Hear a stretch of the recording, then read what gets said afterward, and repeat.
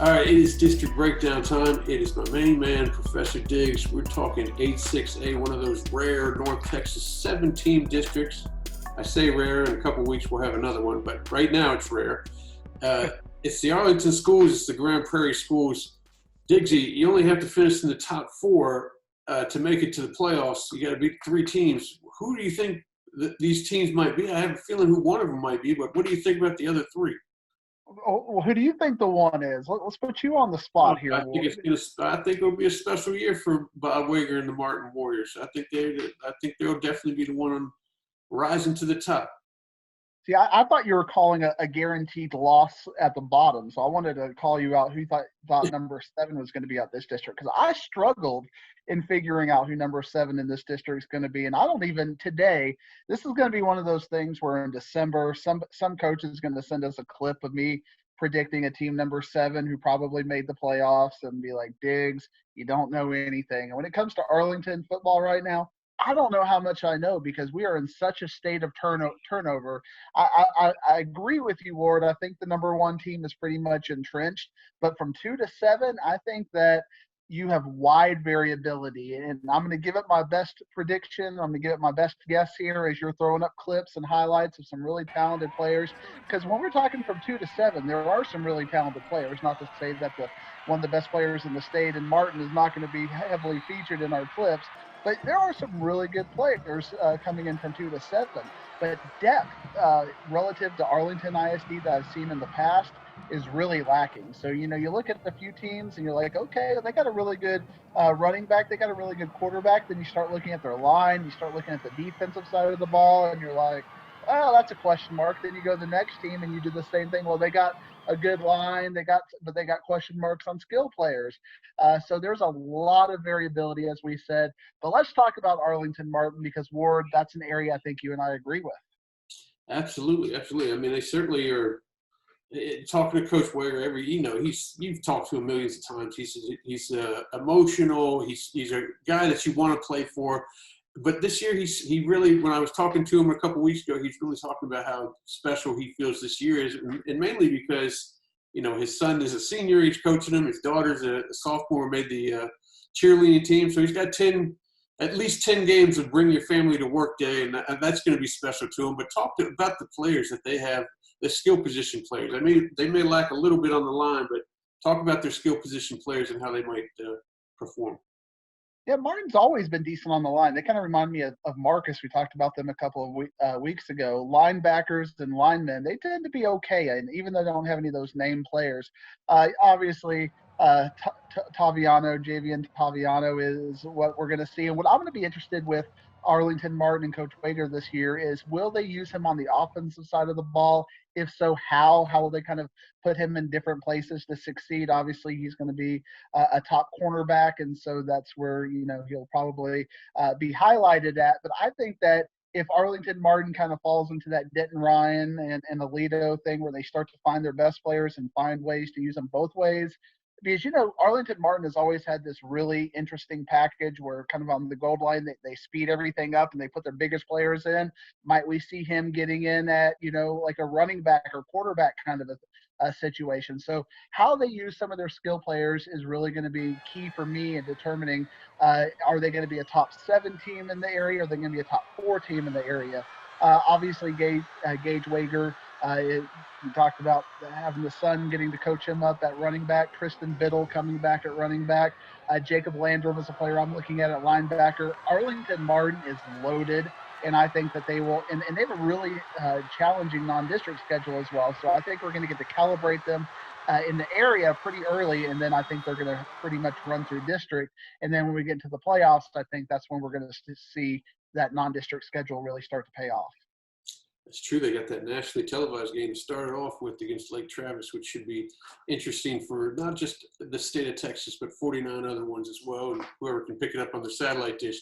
Now, last year we had the surprise of Grand Prairie making the playoffs first time since 1989. And not only did they not make the playoffs, but heck, they went 5-1 in this district. Talk about, are we going to see a repeat performance of that, or are they going to maybe fall back into the mix? Well, when I look at Grand Prairie, they got their quarterback coming back, Josh Rico, and I think that they're going to be a pretty good team. They have some really good skill players, but I'm worried about their lack of depth. Simon Jackson at cornerback's going to be a pretty good player. Stephon Pennington expected to be their running back. But when I look at their line, the line play, I think they graduated pretty heavily. That's a big question mark for me. Uh, I think some of the best line is going to be with Arlington this year, and I'm not even picking Arlington to make the playoffs because, like I told you, it's like one team. If we had a kind of an all-star team, they'd be really good. But Arlington's returning 7 defensive players, mostly on linebacker and defensive line crew. Secondary is a little bit suspect. Their skill players, for me, they don't have the skill players they've always had in the past. Sam Semi is expected to step up at quarterback. Barry Dillon, pretty good receiver coming back, and they have 3 returning linemen coming back. But when I look at Arlington Lamar and kind of the explosive uh, skill players they have coming back, even though they didn't make the 7-on-7 tournament for the first time in their history, they got some good players. And you got to talk about Zay Robinson. I mean, this is an absolute dominant beast. And like we talked about, if they're going to be able to work in Javian Taviano on both sides of the ball, will Zay Robinson get worked in? Could we see him on a goal line stand taking a fullback plunge into the end zone with his size? I would love to see it, and hopefully we're there for highlights of that because that'd be something we may be packaging for years if they do that and get that in formation. Let's put that thought in Coach Skinner's head.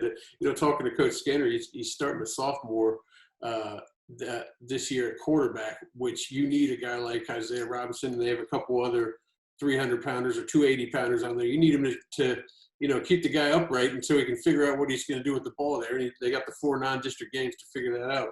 But if we're going to talk Arlington, let's talk the other second-year coach at Joseph Sam over there at Bowie. How they went 1-5 in district. They didn't do so well. How do you feel like it might do this year? I think they're going to be better this year, but again, they have better skill players. D'Angelo Ponder coming back at quarterback. Tavares Duckett, Dominic Battle, both at good running backs coming back. So I really like their skill players, but I think they're going to have a lack of depth, and I think the lineman situation for them is going to be a big question. So if they can overcome that, if they've got some young kids who can step into that role, I think they have a really good chance to compete. For me, I think the second best team in this district, though, is South Grand Prairie. I remember watching when just a couple of years ago, Bowie was that top team. Very young A.J. Newberry playing at running back over there against Bowie really caught my eye, and now he's going to be a senior. Jaden Stanley is expected to be quarterback, although that he had that big Hail Mary catch last year against Grand Prairie, where that game, that South Grand Prairie game, is always fun. And then you put the rivalry factor into it, and you put an amazing game on top of that. So it'd be interesting to see what role he ends up playing. On the defensive side of the ball, I think South Grand Prairie might arguably have the best defense, even over Arlington Martin in this district. Jean-Marc Sadi coming back, Caden Stuckey on the defensive line, Nathan Henson coming back. I really like South Grand Prairie's defense, and I think that's going to give them, with the good skill players they have on the offensive side of the ball, a pretty clear number 2 for me. Arlington Lamar, I've kind of tentatively put them at number 3, but 4 to 7, I've got Grand Prairie at number 4 right now, but it's a very fine line between 4 and 7 in this district. I even think Sam Houston, they were a team that 1 or 2 more wins, 1 or 2 more plays last year could have made the playoffs. I think even though I'm going to have them at the bottom of the district, it would not surprise me at the end of the year to see them sneaking up into the playoff race. It's going to be a fun district this year. I think it's going to be one of those 3 and 4, 2 and 5 might get you in the playoffs with the right tiebreaker. Yeah, you talk about Sam Houston. They may have the 3rd, 4th best player in the district, and they couldn't pick up a win last year. With Lafayette Kayaway at tight end there. Everybody's kind of looking at him, and I think he's a TCU commit. So it should be interesting for sure. If you want to run through the top 7 one more time, because you didn't really commit to 4 through 7, I'm going to make you commit now, or at least 5 through 7. Make me commit. I got Arlington Martin number 1, South Grand Prairie number 2, Arlington Lamar number 3, Grand Prairie number 4, Arlington Bowie 5, Arlington High 6, and Sam Houston number 7. How's that for commitment, Ward? There you go. You committed, and I did hit the record button. Yep. So we'll know that's in there for good. So you'll be stuck with that. All right. Next week we're moving up to Garland. We're going to talk Garland Isd, and Wiley East moves up to that district. So I will talk to you next week. Back to the 9-teamers. Come on, UIL. Let's make it a little more even for us. Make our lives a little bit easier. But Garland ISD plus Wiley, next week, we've got all of the thoughts. Excellent, excellent. See you next week.